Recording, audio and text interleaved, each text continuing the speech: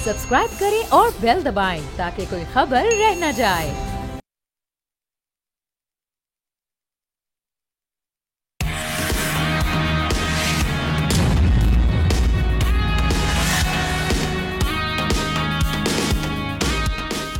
अस्सलाम वालेकुम नाज़रीन, आप देख रहे हैं न्यूज़ पंच। मैं हूं आमना खटाना। आज हम देख रहे हैं सारा दिन इस्लामाबाद इस वक्त तवज्जो का मरकज़ बना हुआ है, जैसा कि जमात इस्लामी, और ये भी कहा जा रहा था, पाकिस्तान तहरीक इंसाफ कई दिनों से कह रही थी कि जुमे से बाकायदा तौर पर मुजाहरों का ऐलान करते हैं, लेकिन पाकिस्तान तहरीक इंसाफ ने अपने ये जो मुजाहरे हैं ये फ़िलहाल पीर तक वो ले गए हैं, और वो ये कह रहे हैं कि जब तक अदालत से हमें इजाज़त नहीं मिलती तब तक ये जो मुजाहरे हैं वो नहीं किए जाएंगे। अलबत्ता हम देख रहे हैं कि जमात इस्लामी इस वक्त जो पुरअमन एहतजाज करने वाली है, इस वक्त तवज्जो का मरकज़ बनी हुई है। सारा दिन खबरें इस हवाले से हम देखते रहे हैं। गिरफ्तारियां इस सिलसिले में हुकूमत की जानिब से भी की जा रही हैं, और ये भी हमने देखा जब ये मामलात के इस वक्त जब एक माहौल बन रहा है एहतजाज का, तो उस दौरान अता तारड़ साहब और अमीर मकाम साहब की भी कुछ देर पहले न्यूज़ कॉन्फ्रेंस भी हमने सुनी। अता तारड़ साहब ये कह रहे हैं हुकूमत जमात इस्लामी को पेशकश करती है कि आए मुज़ाकरात करते हैं, जो भी आपकी ये मामलात हैं उनको सुना जाएगा। अब ये पेशकश कबूल की जाएगी या नहीं, क्योंकि जो ये बेसिकली एहतजाज किया जा रहा है वो बिजली के जो इस वक्त हम देख रहे हैं क्राइसिस जो चल रहा है, बढ़ते हुए बिल हैं बिजली के, जो कि अवाम की बिल्कुल हम कह सकते हैं कि उनकी इस्तिताअत से बाहर हैं। तो ये वाले मामलात हमारे सामने मौजूद है। दूसरी जानिब एक बयान जिसकी वजह से एक माहौल बन गया, एक डिस्कशन का आगाज़ चल पड़ा, वो चाहे सोशल मीडिया हो, चाहे हम कल प्रोग्राम्स भी देखते रहे इस हवाले से, और आज भी सारा दिन ये खबरों का मरकज़ बना रहा। और उसी बयान की एक कड़ी के आज अलीमा खान साहिबा, जो कि बानी पीटीआई की हमशीरा हैं, अब वो जब मुलाकात करके आती हैं तो वो भी ये कुछ ऐसी ही बातें कर रही हैं जो कल उमर अयूब साहब, अपोजिशन लीडर साहब, वो मुलाकात करके आए और उन्होंने ये कहा कि नून लीग की हुकूमत फ़ौज और तहरीक इंसाफ को आमने सामने लाने की कोशिशें कर रही है। लेकिन उन्होंने ये बात भी की आर्मी चीफ का नाम लेते हुए कि हम और आर्मी चीफ साहब ऐसा होने नहीं देंगे, और ये पैगाम भी दिया गया जी बानी पीटीआई की जानिब से। अब अलीमा खान साहिबा भी आज आके कह रही हैं आर्मी चीफ का नाम लेकर कि जी आप न्यूट्रल रहें, बानी पीटीआई साहब ये कह रहे हैं, और हम जो मामलात हैं हम री इलेक्शन की जानिब जाना चाहते हैं। अब जो री इलेक्शन की एक बहस छिड़ पड़ी है, उस पर हमने देखा कि आज़म नज़ीर तारड़ साहब, जो कि वफाकी वज़ीर कानून हैं, उनका रद्द अमल भी सामने। उन्होंने कहा कोई इलेक्शन नहीं होने जा रहे, तमाम मामला ठीक हैं, हुकूमत चलती रहेगी, अपना 5 साल का जो मैंडेट है उसको पूरा करेगी। ये मामला क्या बन रहे हैं इस वक्त, और जहाँ पर ये मामला बन रहे हैं वहाँ पर कमर ज़बान कायरा साहब का भी आपने हालिया बयान सुना होगा। एक टीवी चैनल को उन्होंने एक इंटरव्यू में उन्होंने कहा कि जी बैकडोर राब्ते होते रहते हैं और बैकडोर राब्ते हो रहे हैं। सो बैकडोर राब्तों की वजह से क्या ये जो सिग्नलिंग की जा रही है और हुकूमत की घर जाने की बातें भी हो रही हैं, और पीटीआई की जानिब से अपने पेजेस पे भी शेयर किया जा रहा है, बड़ी एक हवा चल निकली है कि जी कुछ कदम रह गए हैं और IIPTI के नाम से ये मामला चल रहे हैं। फिर दूसरी जानिब जो एहतजाज हैं इसका क्या इम्पैक्ट होगा, हुकूमत कितनी मुश्किलात का शिकार है। डिस्कशन का आगाज़ कर लेते हैं। मैं पैनलिस्ट का तारुफ करवा देती हूँ। नज़ीर लगारी साहब हमारे साथ मौजूद हैं कराची स्टूडियो से, हमाद रोहेला इस्लामाबाद स्टूडियो से हमें ज्वाइन कर रहे हैं, अली आफ्ताब लाहौर स्टूडियो से हमारे साथ हैं, और वीडियो लिंक के जरिए एहतशामुल हक साहब हमारे साथ मौजूद हैं। आप तमाम का बेहद शुक्रिया। आगाज़ करते हैं। एहतशाम साहब, आप बेशक अमेरिका में बैठे हैं, लेकिन आपके पास खबरें इस्लामाबाद से पूरी पहुंच रही होंगी। वहाँ पर क्या मामला हैं? ये बेसिकली एक तो एहतजाज पर ज़रा नज़र डालिएगा कि ये एक जो प्रेशर क्रिएट हुआ, फिर हमने गिरफ्तारियाँ भी देखी इस सिलसिले में। वैसे तो गिरफ्तारियाँ बनती नहीं थी जब आप एक पुरअमन एहतजाज की कॉल देते हैं। अब माजी में हमने देखा PMLN PDM के साथ जिस तरह से उन्होंने इत्तेहाद करके बड़े बड़े मुजाहरे भी किए, एहतजाज भी किए, उस वक्त ऐसी कोई सूरत हाल पैदा नहीं हुई। तो अब ये एक तो हुकूमत की जानिब से सूरत हाल पैदा क्यों की गई, और फिर अब ये पेशकश को किस तरह से देख रहे हैं सारे मामलात में? आगाज़ इस सवाल से। जी आमना, देखिए आप जो कह रही हैं बिल्कुल खबरें इस्लामाबाद से जो आ रही हैं, जो मिल रही हैं, जो पता चल रहा है मुझे लोगों से बातें, अब रब्ता मेरा भी है, एक तरफ तशवीशनाक भी है और दूसरी तरफ थोड़ी सी हौसला अफजा भी है। तशवीशनाक इस हवाले से है कि इस्लामाबाद पूरा शहर बंद कर दिया गया है, कंटेनर लगा के पिंडी इस्लामाबाद रेड जोन में जाना आना बंद कर दिया गया है, हर चीज़ रुक गई है, मेट्रो बस बंद हो गई है, लोगों की परेशानी इंतहा पे पहुँच गई है, और ये किसी को नहीं पता। ये अभी तो एहतजाज शुरू नहीं होता, पैनिक क्यों हो रही है गवर्नमेंट? देखिए हमने पैनिक तो इसलिए होती है कि इस्लामाबाद छोटा सा शहर है, यहाँ पे सफारती नुमाइंदगी एम्बेसीज होती हैं, और फिर यह है कि आपका पूरा हुकूमत का कारोबार चलाना यहाँ पे चल रहा होता है, लिहाजा جب بھی یہاں پہ احتجاج ہوتا ہے. اور اب تو لوگوں نے ایک بہترین راستہ ڈھونڈ لیا کہ ریڈ زون بند کر دیا جائے. ریڈ زون کو جب آپ بند کر دیں گے یا احتجاج وہاں پہ جا کے کریں گے تو ہر چیز رک جائے گی. آپ نے سیکریٹریٹ جانا آپ نہیں جا سکیں گے, آپ نے 2 بڑے 7 ستارہ 5 اسٹار ہوٹل ہیں آپ وہاں نہیں جا سکیں گے, اور جتنی ایمبیسیز ہیں آپ ادھر نہیں جا سکتے, سیکریٹریٹ سارا کچھ وہیں پہ ہوتا ہے.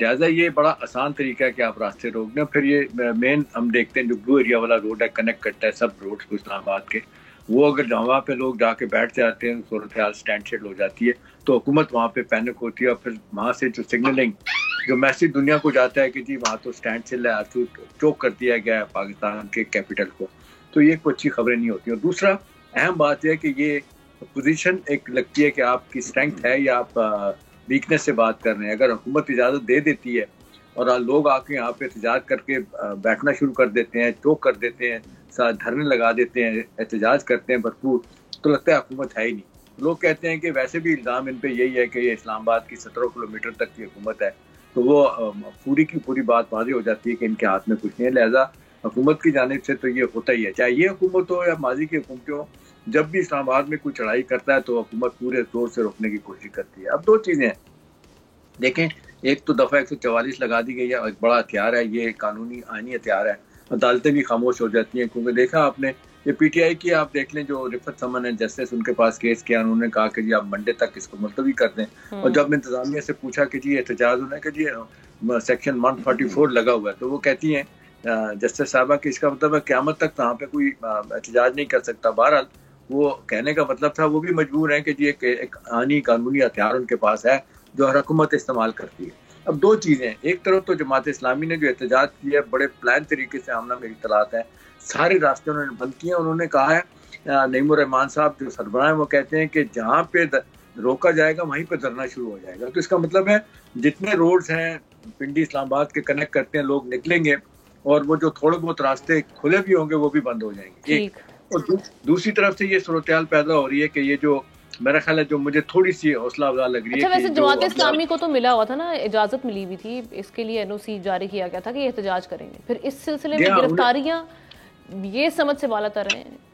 ہم نے یہ تو دیکھیں نا گرفتاریاں ہوتی ہیں, تو ہو نہیں سکتا ہے جو لیڈر ہوں first year second year third year کی لیڈرشپ جو لوگوں کو لے کے آتی ہے احتجاج کرواتی ہے, بندے سارے گاڑیاں لے کے آنا اور سو مینج کرتی ہے چیزوں کو, ان کو اگر بند کر دیں گے تو ظاہر ہے جس طرح MNAs ہیں MPs ہوتے ہیں, حکومتی لوگ ہوں یا اپوزیشن کے لوگ ہوں, پھر باقی ڈسٹرکٹ لیول پہ نیچے لیول تک جو تنظیمی معاملات ہوتے ہیں کسی بھی سیاسی جماعت کے جو اپوزیشن میں خاص طور پہ ہو, تو وہ ان کو اگر آپ روک دیں تو وہ بڑا مشکل ہو جاتا ہے احتجاج کروانا, کہ لیڈرشپ ہی نہیں ہے. اگر پکڑ دگا شروع ہوگی تو کون ان کو سڑکوں پہ لے کے آئے گا. تو یہ ایک آسان طریقہ ہوتا ہے کہ لیڈروں کو گرفتار کیا جائے. پی ٹی آئی کی لیڈرشپ جو ہے آپ دیکھ لیں ان کو بھی پکڑ دگا جاری ہے. اسی طرح سے آپ دیکھ لیں کریک ڈاؤن پولیس کا جماعت اسلامی والوں پہ بھی جاری ہے. لیکن اس سارے معاملے میں جو سلمن لائننگ ہے ہم نے جس کا بھی آپ نے ذکر کیا, 2 اسٹیٹمنٹ بیک ٹو بیک آئے ہیں, عمر یوسف صاحب کا اور حلیمہ بہن کا جو آیا عمران خان صاحب کی, اور انہوں نے کہا کہ جی یہ پیپلز پارٹی PMLN فوج سے ہمیں لڑانا چاہتے ہیں اور فوج نہیں لڑے گی, فوج نیوٹرل ہو جائے. انہوں نے لائٹر نوٹ ویسے وہی نیوٹرل تو جانور ہوتا ہے, اس کا مطلب ہے آپ جانور بنا رہے ہیں انہیں, بات تو وہی ہو جاتی ہے. لیکن اس وقت انہیں بھی لگ رہا ہے جو اطلاعات آ رہی ہیں آمنہ وہ یہ ہے کہ تھوڑا سا کچھ پارٹی کے لوگوں کی بات یہ قیدی نمبر 804 تک پہنچائی گئی ہیں کہ بھئی یہ اینڈلیس یہ ہمارا جو تحریک ہوگی یہ نہیں چل سکتی, آپ کو کہیں نہ کہیں کسی کے ساتھ تھوڑا بہت معاملہ ٹھیک کرنا پڑے گا. اگر آپ یہ واقعی سمجھتے ہیں کہ آپ نے for all time to come Peoples Party PMLN MQM سے نہیں بات کرنی, تو آرمی سے بھی کوئی آپ دوسرا راستہ نکالیں, کیونکہ لڑائی اتنی آبویس ہو گئی ہے کہ نہ وہ پیچھے ہٹنے کے لیے تیار ہے نہ آپ تیار ہیں. ابھی تھوڑا سا پہلے تک تو سخت باتیں کی گئی تھی کہ اب آپ ظاہر ہے یہ کہنا کہ جی ہم آپ سے درخواست کرتے ہیں کہ آپ اپنا رویہ تبدیل کرنے اور ان سے بچیں کہ یہ ہمیں لڑانا پائے, تو میرا خیال اچھی بات ہے.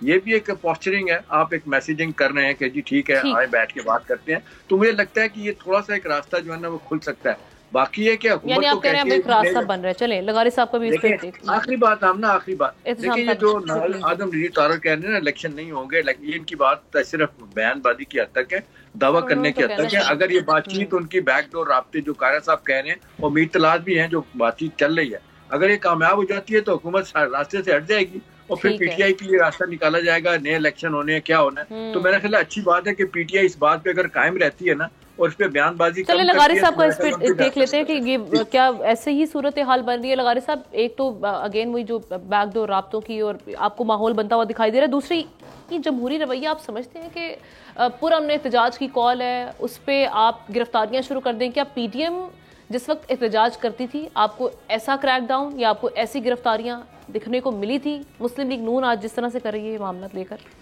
پہلے آپ کے پہلے سوال کا جو حصہ ہے نا اس کے اوپر میں ٹائم لائن سے ایک بات کرنا چاہتا ہوں تاکہ یہ بات زیادہ کھل کر سامنے آ جائے. جب سابق وزیر اعظم قیدی نمبر 804 برسر اقتدار آئے تھے تو انہوں نے سب سے پہلے یہ کہا تھا کہ پاکستان کی فوج, پاکستان کی آرمی جو ہے وہ پی ٹی آئی کے منشور پر عمل کر رہی ہے. یہ پہلی بات تھی اور ہم چونکے تھے کیا فوج کا اب یہ کام ہو گیا ہے کہ وہ سیاسی جماعتوں کے منشور پر عمل کرے, چاہے وہ برسر اقتدار ہوں یا برسر اقتدار نہ ہوں.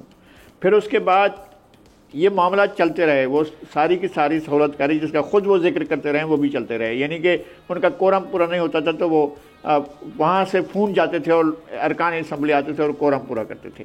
پھر اس کے بعد جب ان کے درمیان کوئی ایسی صورتحال پیدا ہوئی تو فوج کو اگر وضاحت کرنی پڑی. میں آپ کو وہ یاد دلانا چاہتا ہوں کہ D G I S P R General Babar Iftikhar نے کہا تھا کہ جناب فوج نیوٹرل ہے. اس کے بالکل اگلے دن جو ہے وہ پی ٹی آئی کے سربراہ اور سابق وزیر اعظم جناب عمران خان نے کہا کہ نیوٹرل تو جانور ہوتے ہیں. اور پھر اس کے آگے یہ سلسلہ چل نکلا. پھر باقاعدہ ان پر براہ راست جنرل باجوہ پر اٹیک ہونا شروع ہو گیا اور ان کو تو لگاتار میر جعفر اور میر صادق کہا جاتا رہا. پھر اس کے بعد یہ ہوا کہ ابھی موجودہ آرمی چیف کا تقرر نہیں ہوا تھا, اس سے پہلے ہی یہ کہا گیا کہ جناب ایسا نہ ہو کہ کوئی غیر محب وطن جو ہے وہ آ جائے آرمی چیف کے طور پر, تو ایسا نہیں ہونا چاہیے. یہ مطالبہ لے کر وہ جلسہ عام میں فیصلہ آباد میں جا کر انہوں نے کہا کہ ایسا نہیں ہونا چاہیے اور آرمی چیف کے بارے میں ہم سے مشورہ کرو, اگر مشورہ نہیں کرو گے تو یہ کام نہیں مانیں گے یہ ساری صورتحال. تو میرے خیال میں ایک دوسرا وہ مرحلہ اور تھا اور ایک بڑا اہم مرحلہ تھا. پھر ان کو اس مسئلے کے لیے لانگ مارچ کرنا پڑا کہ آرمی چیف ان کی مرضی کا لگایا جائے. اور سب یہ سمجھ رہے تھے کہ وہ چاہتے تھے کہ جنرل فیض جو ہیں وہ بن جائیں آرمی چیف, لیکن ظاہر ہے وہ صورتحال پیدا نہیں ہوئی. اور ان کا لانگ مارچ جو تھا وہ اسلام آباد پہنچنے کے بعد وہاں انہوں نے پھر نئی ایک کارڈ پھینکا اور کہا کہ ہم اپنی حکومتوں کو استعفا دلوا رہے ہیں. اور حکومتوں کو استعفا دلوانے کا مطلب یہ تھا کہ ہم سسٹم کو دیوار سے لگا کر ہم آرام سے کھڑا ہو جاتے ہیں. پھر انہوں نے بات نہیں مانی. میں نہیں یہ کہتا ہوں کہ وہ آئینی اقدام حکومت کی طرف سے تھا یا نہیں تھا وہ نئی حکومت نے جو کیا وہ آئینی اقدام نہیں تھا. الیکشن ظاہر ہے 3 مہینے کے اندر ہو جانے چاہیے تھے لیکن 3 مہینے کے اندر الیکشن نہیں ہوئے. وہ جو صوبائی اسمبلیوں کو تھے وہ اسمبلیاں ٹوٹی پڑی رہیں لیکن وہ بیچاری ٹوٹی ہوئی تھی لیکن اس کے اوپر جو ہے وہ کوئی نہیں ہو سکا. نہ چلتا تھا, جب پتہ چلتا تھا کہ یہ حکومت کون چلا رہا ہے اور کس طرح سے چلا رہا ہے, یہ سارے کے سارے تنازعات بھی ہوتے رہے, جھگڑے بھی ہوتے رہے. اور اس کے بعد جو ہے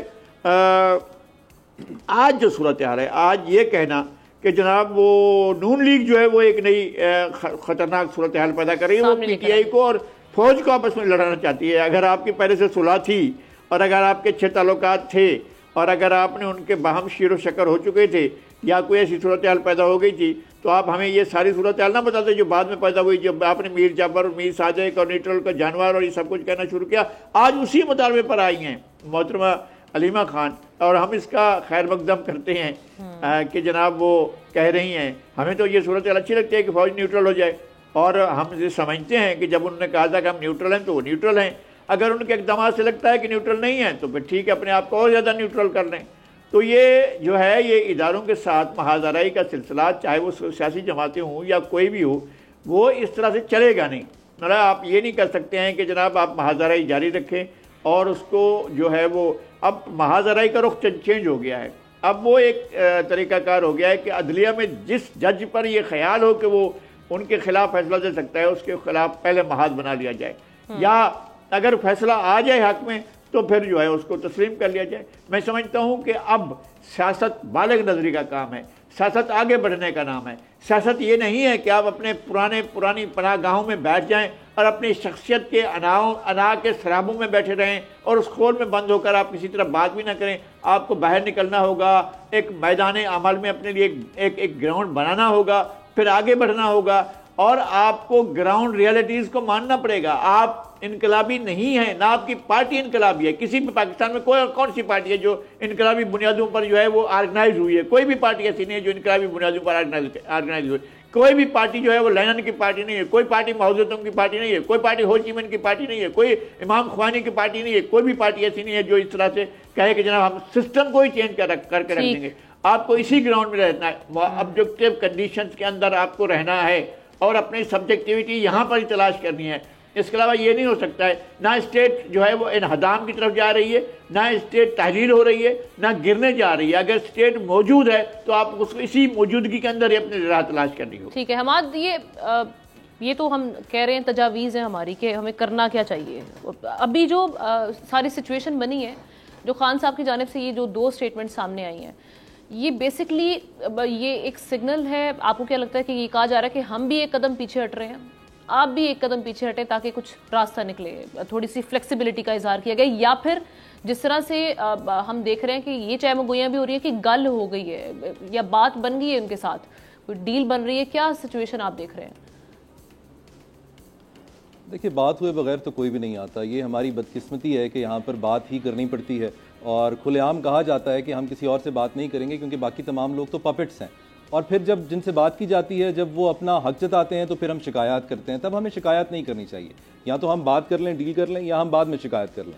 دونوں طریقے سے نہیں جایا جا سکتا. اور یہ کہ رستہ نکل رہا ہے، رستہ کدھر کو نکل رہا ہے اور کس کے لیے نکل رہا ہے، یہ بھی ہمیں دیکھنا چاہیے. اس وقت جیسے آپ نے پروگرام کے شروع میں بات کی، دونوں میرے سینئرز نے بات کی کہ اسلام آباد میں جو صورتحال ہے، جو روزمرہ کی زندگی لوگوں کی تباہ ہو جاتی ہے، آئے دن تباہ ہو جاتی ہے. چند دن پہلے بھی یہاں پر فیض آباد جو جگہ ہے جو اسلام آباد کو اور راولپنڈی کو جوڑتی ہے، وہاں پر بھی دھرنا رہا اور کافی دن رہا. اس پارٹی کے ساتھ بیٹھے، اس کے ساتھ بات کی گئی، صحیح کی گئی، غلط کی گئی، علیحدہ بات ہے، لیکن اس کے ساتھ ایک سیاسی معاملات طے کیے گئے. اب یہاں پر نظر آتا ہے یہاں پہ آفر اب کی جا رہی ہے کہ آئیے آ کے بیٹھ کے بات کرتے ہیں. اب گورنمنٹ کی جانب سے اس وقت وہ بھی ایک ہی پارٹی کو کی جا رہی ہے، جے آئی کو کی جا رہی ہے. اور ان کو کہا جا رہا ہے کہ آپ کی قیادت ہمارے لیے باعزت ہے، آپ کے ورکرز کو ہم ڈنڈے ماریں گے اور پکڑ لیں گے، عام آدمی کو پکڑیں گے، عام آدمی کو ذلیل کریں گے، آپ کی قیادت ہمارے لیے قابل عزت ہے. تو یہ ہمیں عام لوگوں کے بارے میں بھی بات کرنی چاہیے. جو سیاسی اثرات ہیں ان دھرنوں کے، احتجاج کے، اس کے بارے میں تو ہم بات کرتے ہیں، وہ بھی کرنی چاہیے.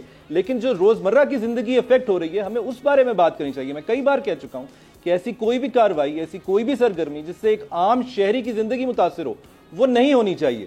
اس کو روکنا چاہیے. سرکار کا فرض بنتا ہے کہ وہ ایسے معاملات کو روکے. لیکن یہاں ہر گنگا الٹی بہتی ہے. یہاں پر بھی نظر آتا ہے کہ سرکار کو لگتا ہے کہ عوام کو ذلیل کرنا، خوار کرنا اور ان کو حقیر ہونے کا احساس دلانے کا مینڈیٹ صرف ان کے پاس ہے. اگر کوئی اور جماعت ایسی بات کرے گی کہ ہم سڑکوں پر آ رہے ہیں جس کی وجہ سے شاید ہو سکتا ہے کوئی بیمار ہسپتال تک نہ پہنچ سکے، کوئی شخص اپنے گھر نہ پہنچ سکے، کوئی خاتون اپنے گھر نہ پہنچ سکے، تو سرکار اس ریس میں شامل ہو جاتی ہے کہ یہ کام تو پہلے ہم کریں گے. اب دھرنے کی کال آج 3-4 بجے کی تھی، کل رات سے اسلام آباد میں کنٹینرز لگے ہوئے ہیں. صبح سے لوگوں کو 4 گھنٹے لگے ہیں دفتر پہنچنے میں، اور اس بارے میں کوئی بات ہی نہیں کر رہا. اس بارے میں ہمارے وزیر اطلاعات بھی آ رہے ہیں تو ان کو کوئی شرمندگی نہیں، وہ اس بارے میں کسی شرمندگی کا ایٹ لیسٹ اظہار نہیں کر رہے. اس بارے میں بھی ہمیں بات کرنی چاہیے. دوسری بات جو کی جا رہی ہے کہ الیکشن ہو رہا ہے، یہ تو ایک سیاسی بیان ہے. میرے نزدیک کہ فوراً سے الیکشن ہو رہا ہے، مجھے ہوتا شاید دکھائی نہیں دیتا. اگر ہم ان سارے بیانات کو ماننا شروع کر دیں تو خان صاحب بھی 6 ماہ پہلے باہر آ چکے تھے. ویسا نہیں ہوا. ریلیونس برقرار رکھنی پڑتی ہے. سیاسی پارٹیز ایسی باتیں کرتی رہتی ہیں، کرتے رہنا چاہیے، ان کا حق ہے. لیکن مجھے لگتا ہے کہ سیاسی پارٹیز کا معاملات کو سلجھانا ان کی فہرست میں شامل نہیں ہے. ہم چیزوں کو اوور کمپلیکیٹ کرتے رہتے ہیں.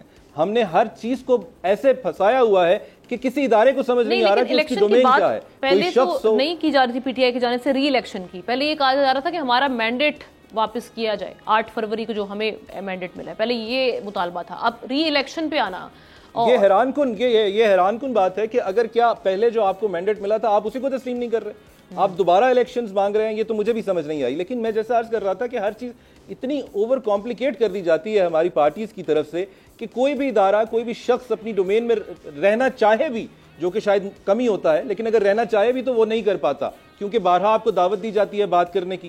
جو معاملات انتظامیہ کے ہیں، سیاسی معاملات ہیں، ان کو ڈیل کرنا سیاست کا کام ہے، انتظامیہ کا کام ہے. ان کو لے کے ہم کورٹس میں چلے جاتے ہیں کہ کیا ہم احتجاج کر سکتے ہیں، دھرنا کر سکتے ہیں یا نہیں کر سکتے. یہ عدالت کا معاملہ نہیں ہے کہ کون سی پارٹی سڑکوں پہ آ سکتی ہے، کون سی پارٹی احتجاج کر سکتی ہے یا نہیں کر سکتی. یہ ایڈمنسٹریشن کا معاملہ ہے اس کا نتیجہ یہ ہوتا ہے کہ عام شخص اس کی قیمت چکاتا ہے، جو کئی سال سے اپنے مسائل کا حل ڈھونڈ رہا ہے عدالتوں میں، لیکن اس کی داد رسی نہیں ہو رہی۔ تو یہ جو معاملات ہیں، یہ جو روش ہم نے اختیار کر لی ہے، یہ بہت اچھی نہیں ہے۔ آج کل ایک اور بات ہو رہی ہے کہ کنفیشنل سٹیٹمنٹ آ گئی۔ اگر آپ کے پاس وقت ہو تو میں اس کے اوپر بھی تھوڑی سی روشنی ڈال دوں گا۔ کنفیشنل سٹیٹمنٹ کا کی کوئی ڈیفینیشن تو ہمارے لاء میں موجود نہیں ہے، اس کا ذکر ضرور موجود ہے اور اس کا پروسیجر موجود ہے کہ وہ کیسے ریکارڈ کی جائے گی، اور یہ بھی کہا گیا ہے کہ وہ کن معاملات پہ پورا اترے گی تو اس کو کنفیشنل سٹیٹمنٹ کہا جائے گا، جس میں سب سے پہلی شرط یہ ہے کہ پولیس کسٹڈی میں دی گئی کوئی بھی سٹیٹمنٹ کنفیشنل سٹیٹمنٹ نہیں کہلائے گی، عدالت میں استعمال نہیں کی جا سکتی، جوڈیشل میجسٹریٹ کے سامنے ہونی چاہیے۔ اس کے ساتھ ہی میں ایک اور آپ کو بات بتاتا چلوں کہ کوئی بھی کرائم، اس کے لیے سمجھنا ضروری ہے کہ کرائم کیا ہے، اوفینس کیا ہے۔ اوفینس کے دو حصے ہوتے ہیں، ایک ایکشن ہوتا ہے، اور یعنی کہ ایکشن اومیشن کوئی اس کا فزیکل کانڈکٹ، اور ایک ہوتا ہے اس کی انٹینشن۔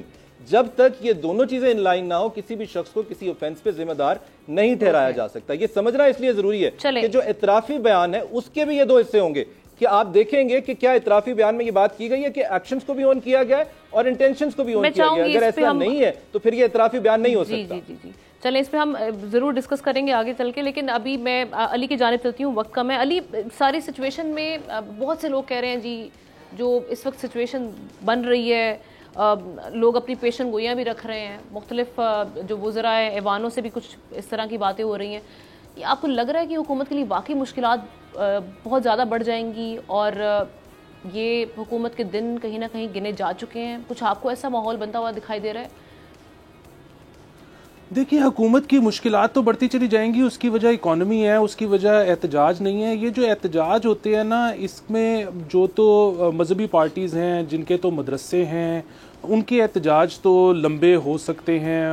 ان کے احتجاج جب ہوتے ہیں تو پھر آپ نے دیکھا ہوگا کہ حکومت کسی کی بھی ہو، وہ بہت زیادہ ایکٹیو ہو جاتی ہے۔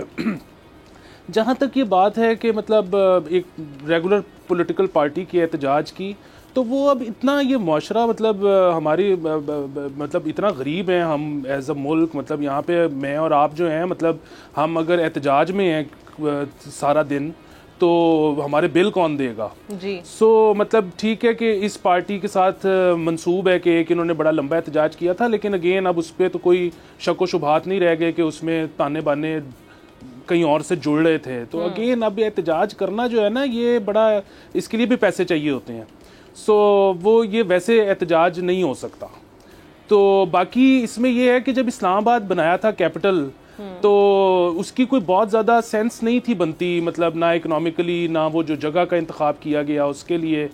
لیکن اب جب ہم دیکھتے ہیں تو اچھا ہی ہو گیا کہ اسلام آباد علیحدہ ایک شہر بن گیا ہے، وہیں پہ احتجاج ہوا کرے، سارا کچھ ادھر ہی رکھا جائے، ہمیں لاہور اور کراچی والوں کو معاف کر دیں۔ صحیح، ٹھیک ہے۔ اور یہ جو بیک ڈور رابطوں کے حوالے سے آپ دیکھ رہے ہیں معاملات، تو آپ کو لگ رہا ہے کوئی بریک تھرو ہوا ہے جس کی وجہ سے یہ بیانات بھی ہمارے سامنے آ رہے ہیں بانی پی ٹی آئی کی جانب سے؟ دیکھیے، فوری طور پہ جو ہے نا، یہ صرف وہ ایڈرینلن رش لینا ہے، ڈوپامن کک دینی ہے اپنے فالوورز کو۔ اب وہ یہاں ان کے آپ وی لاگز بھی سنیں نا، تو ہر روز ہوتا ہے کہ نئی چال چل دی، نئی سازش بے نقاب، نیا ہتھیار۔ وہ جو ہے نا، وہ جو ساری آڈینس ہے نا، ان کو ڈوپامن کی کک چاہیے روز۔ یہ وہ والا سین ہے، مطلب 1-2 سال سے پہلے تو مجھے ابھی کچھ ہوتا دکھائی نہیں دیتا۔ ٹھیک ہے، آپ کا بھی سوال ہے۔ جی احتشام صاحب، کچھ بیک ڈور رابطوں کی جو آپ بات کر رہی ہیں ہم نا، اس میں ایک اہم بات یہ ہے کہ جو چند دن پہلے تک پی ٹی آئی سمجھ رہی تھی کہ وہ سیاسی طور پہ اتنا انہوں نے اپنے مخالفین کو پیچھے کر دیا، ایمن مختار کو بھی، یہ جب گرفتاری رؤوف حسن صاحب کی ہوئی نا، اس کے بعد سے معاملہ خراب ہوا ہے۔ یہ ایک بہت بڑا میسج پی ٹی آئی کو ملا ہے کہ بھی آپ جو سمجھتے ہیں کہ دباؤ میں آ کے گرفتاریاں بند ہوں گی، آپ کے خلاف کچھ نہیں ہوگا، وہ کہتے ہیں ایک بہت بڑا سیٹ بیک ہے رؤوف حسن کی گرفتاری کا۔ اس کے بعد سے یہ کچھ چیزیں طے کی گئیں، اور کچھ لوگ ہیں، 2-3 لوگ جو ان کو بار بار کہہ رہے ہیں، وہ کہہ رہے ہیں کہ جی شاہ محمود قریشی صاحب نے بھی کہا جا رہا ہے کہ جیل سے پیغام بھجوایا اور کہ فواد چودھری کو استعمال کیا جائے۔ اسد کیسر صاحب بھی سخت بیان دیتے ہیں، لیکن وہ بھی کہتے ہیں کہ اسد، یہ فواد چودھری صاحب جو ہے نا، اگر یہ کوئی ہمارے لیے کوئی کام کر سکتے ہیں، چلیں یہ ہم انڈرسٹینڈ کرنے کی کوشش کریں گے جی، اس کو بھی ہم تانے بانے جوڑنے کی کوشش کریں گے۔ جو آپ نے بات کی کہ رؤوف حسن صاحب کی گرفتاری کے بعد یہ کچھ معاملات ہمیں بدلتے ہوئے بھی دکھائی دے رہے ہیں۔ शुक्रिया अदा करूंगी। हमाद हमारे साथ मौजूद थे, नज़ीर लगारी साहब, अली आफ्ताब का शुक्रिया अदा करेंगे। एहतशाम आते रहेंगे। अगले सेगमेंट में बात करेंगे जिस तरह से मामला हम देख रहे हैं कि बिजली क्राइसिस और इसमें जिस वक्त एहतजाज भी आज किया जा रहा है उसकी क्या सूरत हाल बनेगी और क्या प्रेशर जो क्रिएट किया जा रहा है इस हवाले से, जो डिमांड सामने आ रही है IPPs के हवाले से, उसके ऊपर क्या हुकूमत इम्प्लीमेंट कर पाएगी या नहीं। ब्रेक के बाद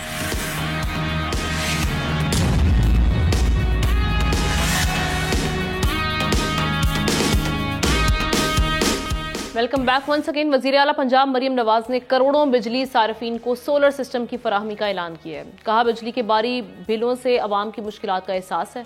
जो बिजली के बिल बहुत से लोगों की तनख्वाहों के बराबर हो गए, लेकिन IPPs के हवाले से जो होशरुबा इंकशाफात हमारे सामने आ रहे हैं, जिसके हवाले से हम प्रोग्राम्स में अपने डेली इस हवाले से बात भी कर रहे हैं, तो क्या कोई ऐलान या दावे इन पर पर्दा डाल सकते हैं? सवाल ये है कि अवाम के खून पसीने की कमाई कैपेसिटी पेमेंट की मद में ज़ाया ही क्यों हो रही है? FPCCI ने IPPs को फॉरेंसिक ऑडिट करवाने का मुतालबा करते हुए कहा है कि हर सेक्टर में फैक्ट्रीज बंद और लोग जो हैं वो बेरोजगार हो रहे हैं। एक बिजली घर 50 अरब में लगा और इसे 400 अरब रुपए दिए गए। ये दिन दिहाड़े डाका है। इत्तलात के मुताबिक रवां साल जनवरी से मार्च तक हर माह हम देख रहे हैं कि 150 अरब रुपए कैपेसिटी चार्जेस की मद में अदा किए गए। इन IPPs को 3 माह में मजमूई तौर पर 450 अरब रुपए मिले, लेकिन 4 पावर प्लांट्स ऐसे भी हैं जिन्होंने 1 यूनिट भी बिजली पैदा नहीं की और उन्हें भी 1000 करोड़ रुपए अदा किए गए, जबकि हुकूमत ने रवा माली साल के लिए 2091 अरब रुपए कैपेसिटी पेमेंट्स का तखमीना भी लगा लिया। जौहरी प्लांट्स के लिए सबसे ज्यादा 465 अरब करोड़ 70 करोड़ और पन बिजली प्लांट्स की पेमेंट्स का तखमीना 446 अरब 40 करोड़ लगाया गया है। अगर हम बात करें इंपोर्टेड कोयले की और उसके पावर प्लांट्स के लिए 395 अरब 40 करोड़ रुपए और थर्कोल पावर प्लांट्स के लिए 256 अरब रुपए का तखमीना लगाया गया है। LNG पावर प्लांट्स के लिए तखमीना 168 अरब रुपए हुआ और हवा से जो बिजली पैदा करने वाले पावर प्लांट्स हैं उनके लिए 168 अरब रुपए लगाया गया है। अब तमाम डिस्कशन में हम बात करेंगे। आज हमें ज्वाइन किया है FPCCI के कायम मकाम सदर हैं अब्दुल मोमिन खान साहब। सर बहुत शुक्रिया वक्त देने के लिए। नायब सदर है हमारे साथ मौजूद, मैं करेक्ट करूंगी, एहतशामुल हक साहब भी हमारे साथ ही मौजूद है। अब्दुल मोमिन साहब आपकी जानिब आती हूँ सबसे पहले। सर ये सारी सिचुएशन में जो आपकी एक डिमांड सामने आ रही है, यही डिमांड गवर्नर पंजाब ने भी की है। वो ये कह रहे हैं कि जी इन कंपनीज सबका इनका ऑडिट करवाया जाए। अगर आप समझते कि इनका फोरेंसिक ऑडिट हो जाता है, एक तो इससे होगा क्या, दूसरा अगर ये मुतालबा पूरा नहीं होता तो आपकी अगली जो इस हवाले से हिकमत अमली होगी वो क्या है? जी बिस्मिल्लाहिर्रहमानिर्रहीम। जी सबसे पहली बात तो यह कि फॉरेंसिक ऑडिट का जो हमारा मुतालबा है उसकी बुनियादी वजह ये है कि हम समझते हैं कि काफी तरह की एग्रीमेंट्स जो हैं फ्लॉड हैं।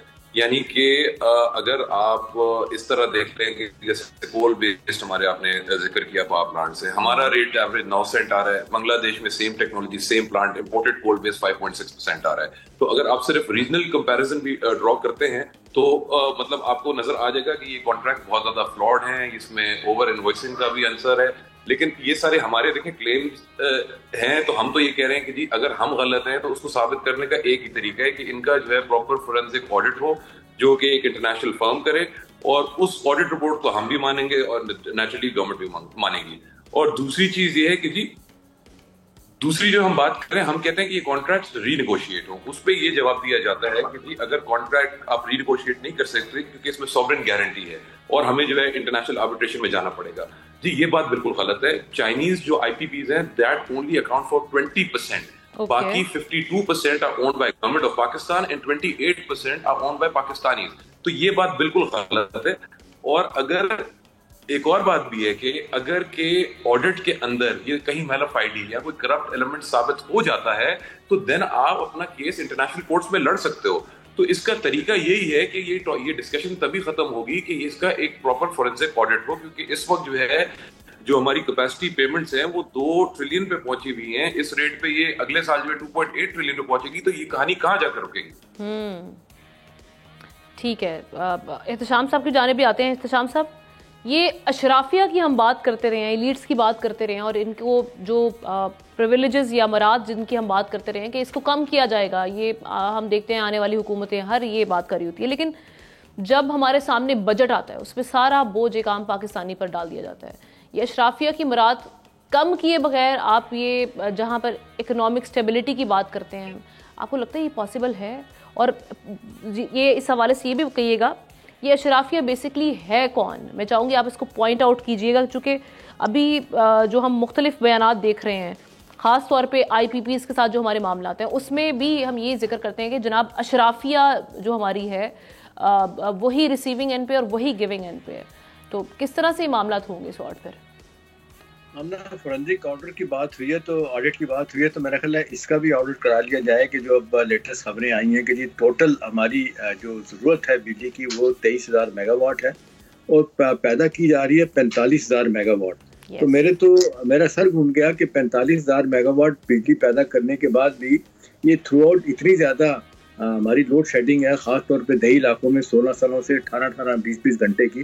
تو وہ بجلی جاتی کیا ہے؟ جاتی کا اصل بات یہ ہے کہ وہ کاغذوں میں بجلی آمنا پیدا کی جاتی ہے اور کاغذوں میں کے ذریعے پیسہ وصول کیا جاتا ہے آپ کو مجھے دکھانے کے لیے کہ جی اتنی پیدا کی. اصل میں بجلی پیدا نہیں کی جاتی اور وہ مفت میں جس کا آپ ذکر کر رہی ہیں نا وہ پیسے لیے جاتے ہیں. لیکن یہ تو وہ اسکینڈل ہے جو کبھی بھی سامنے نہیں آئے گا. یہ 1990 کو یہ کہانی شروع ہوئی تھی اور 2023 تک ہم نے دیکھ رہے ہیں کہ یہی پاور پالیسی بدل کے آتی رہی ہے، پاور پرچیز ایگریمنٹ بدل کے آتے رہے ہیں. اور یہ مجھے یاد ہے 1990 میں ایک صاحب ہوتے تھے، بڑے انٹرپرائزنگ آدمی تھے، شاہد حسن خان. وہ بے نظیر مرحوما کے انرجی کے ایکسپرٹ تھے اور ان کی دوستی زیادہ تھی اپنے آصف زرداری کے ساتھ. وہاں سے یہ معاملہ شروع ہوا تھا کہ سواٹ قسم کے معاہدے کیے گئے.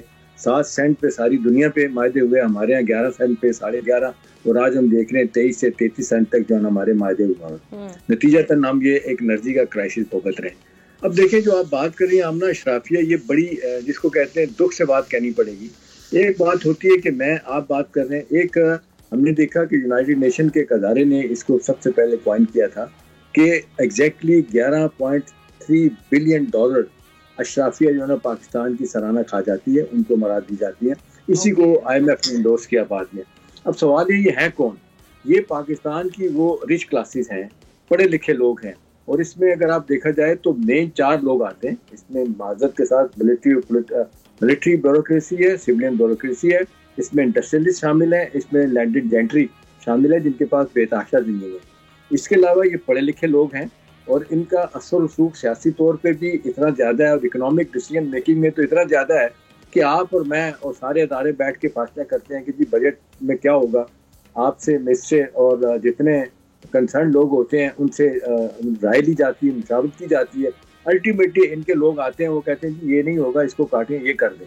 تو یہ اشرافیہ جو ہے اتنا اسٹرانگ ہو گیا، اور یہ اس لیے اسٹرانگ ہو گیا کہ یہ ملی بھگت ہے. آمنہ یہ مجھے کہنے دیں کہ یہ نیچے سے لے کے اوپر تک ٹاپ لیول تک پیسہ کھلایا جاتا ہے، پیسہ دیا جاتا ہے، جس کو کہتے ہیں ساری مراحت وصول کی جاتی ہے اور نتیجہ تن جو ہے نا حکومت ان کی بات مانتی ہے. تو یہ وہ وشیش سرکل ہے جو ہم دیکھ رہے ہیں کہ ایک مدت کے ساتھ چل رہا ہے، ختم ہونے کا نام نہیں لے رہا. یہ ایک زمانے میں آپ نے دیکھا یہ 60s کی دہائی میں ڈاکٹر محب الحق مرحوم جو تھے وہ انٹرنیشنل سطح کے پاکستان کے اکانومسٹ، انہوں نے 22 خاندانوں کی ایک کوائن کی تھی اور وہ کہتے ہیں 22 خاندان جو ہے نا وہ اب وہاں سے ہو کے تقریباً یہ 100 خاندانوں سے زیادہ چلے گئے ہیں اوپر. اور اس میں وہ زیادہ تر وہ لوگ ہیں MLAs MPs ہیں، ان کی اولادیں ہیں، اور اس میں آپ کے جس کو کہنا چاہیے ایگریکلچر کمیونٹی کے لوگ زیادہ اس میں شامل ہیں. پھر اس میں آپ کارپوریٹ سیکٹر بھی شامل ہو گئے.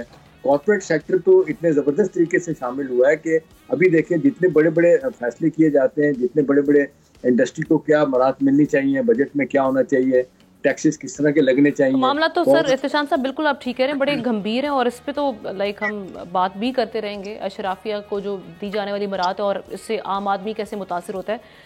میں چاہوں گی کہ مومن صاحب کو بھی پھر شامل گفتگو کرتے ہیں. مومن صاحب یہ ابھی ایک چیز تو یہی کہ جو ڈیمانڈ سامنے بار بار آ رہی ہے مختلف سیکٹر سے آ رہی ہے، IPP سے جو جس طرح ہم بات بھی کر رہے تھے کہ ری نیگوشیٹ کیا جائے یا ان سے جو کانٹریکٹس ہیں ان کو ختم کیا جائے. ایک تو آپ یہ کہیے گا کہ آپ اس پہ آپٹیمسٹک ہیں کیونکہ ایک پریشر تو ڈیولپ ہو چکا ہوا ہے. آج جماعت اسلامی بھی اسی سلسلے میں ہم دیکھ رہے ہیں کہ وہ احتجاج بھی کر رہی ہے. یہ معاملات آپ کو آگے بڑھتے ہوئے دکھائی دے رہے ہیں پازیٹیو سائڈ پہ جاتے ہوئے کہ کانٹریکٹس ختم ہو جائیں گے؟ کیا گورنمنٹ ایسے کرے گی؟ بل نظر آ رہی ہے آپ کو؟ آپ کا لاسٹ دیکھیں جو لاسٹ آپ کا سوال تھا اس کا سیکنڈ پارٹ سوری میں آنسر نہیں دے سکتا، پہلے تو میں اس کا آپ کو جواب دے دوں. کیا حکمت عملی ہمارا لائے عمل چکا ہے. لائعمل حکمت عملی ہماری طے ہو چکی ہے. آج ہماری ایگزیکٹو کمیٹی کی میٹنگ تھی. اس میٹنگ کے اندر جو ہے ڈیسیشن ہو گیا ہے کہ ہم جو ہے سپریم کورٹ کو اپروچ کر رہے ہیں اور سپریم کورٹ میں ہم جو ہے پارٹی بن رہے ہیں اس آڈٹ کے سلسلے میں. تو یہ ہمارا لائعمل طے ہو چکا ہے. ہمارا جو ہے لائر بھی ہم نے شارٹ لسٹ کر دی ہیں. تو انشاءاللہ جلد آپ کو نظر آئے گا کہ فیڈریشن جو ہے وہ جاری ہے. ساتھ میں ہم نے ایک بزنس کانفرنس بھی آج اپنی اسی میٹنگ کے بعد کی اور جتنی بھی پاکستان کی ٹریڈ آرگنائزیشنز ہیں, جتنے چیمبرز ہیں, سب نے ہمارے فیصلے کو نہ صرف انڈورس کیا بلکہ انہوں نے کہا جہاں ان کی ضرورت ہوگی وہ بھی ہمارے ساتھ جو ہے شانہ بشانہ کھڑے ہیں. اب آپ بات کریں کہ آیا میں آپٹمسٹک ہوں یا نہیں ہوں. جی میں بالکل ہوں. دیکھیں ہمارا ملک ہے, ہمیں یہ ملک چلانا ہے, ہم ٹیکس پے کرتے ہیں اور اگر پیسمسٹ ہم بن گئے تو پھر وہ سوچ رکھ لی کہ بھئی یار کچھ بھی نہیں ہونا تو اس طرح تو ملک کا بیڑا غرق ہو جائے گا. تو انشاءاللہ اللہ کی ذات سے ہماری پوری امید ہے اور سپریم کورٹ آف پاکستان پہ ہمارا بھروسہ ہے کہ انشاءاللہ اس میں یعنی آپ کہہ رہے ہیں حکومت سے نہیں ہے, آپ کو عدالتوں کا ہی رخ کرنا پڑے گا. حکومت اتنی آسانی سے یہ والے معاملات کو طے کرنے نہیں جا رہی. نہیں, ہم ایس آئی ایف سی میں بھی جا رہے ہیں نا جی. ایس آئی ایف سی کون چیئر کرتے ہیں؟ پرائم منسٹر آف پاکستان کرتے ہیں. تو ہم نے بالکل یہ نہیں کہا کہ حکومت پہ ہم دونوں ہمارا دروازہ کھٹکا رہے ہیں, ہر آپشن رکھ رہے ہیں. We are going to the Supreme Court and we are going to S I F C.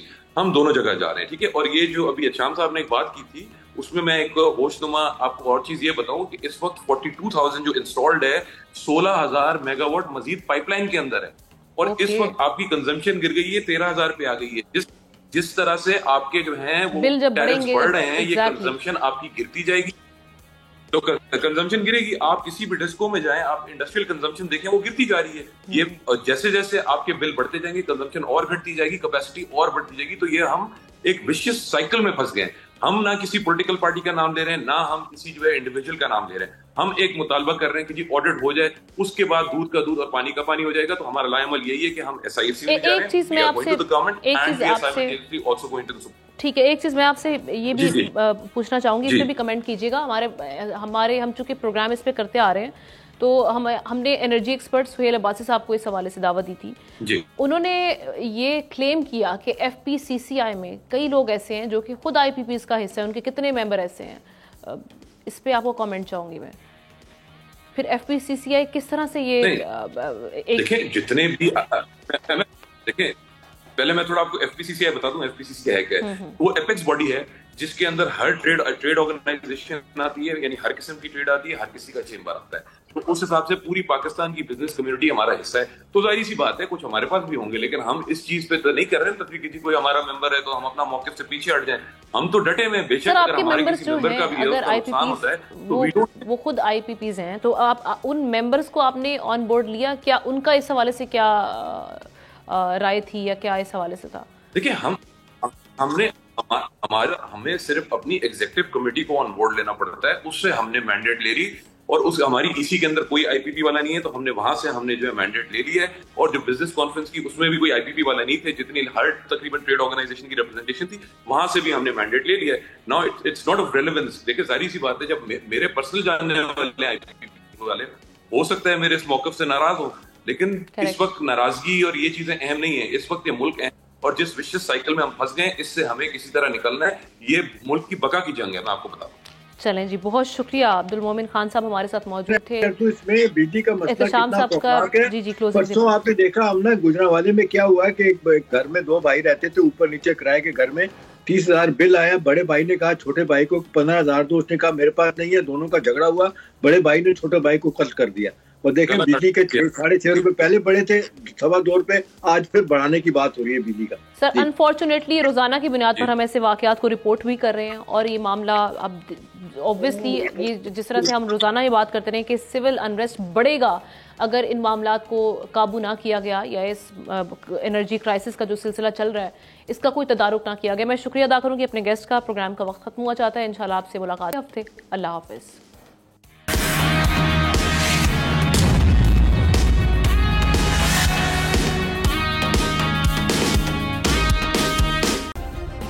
Subscribe کریں اور بیل دبائیں تاکہ کوئی خبر رہ نہ جائے.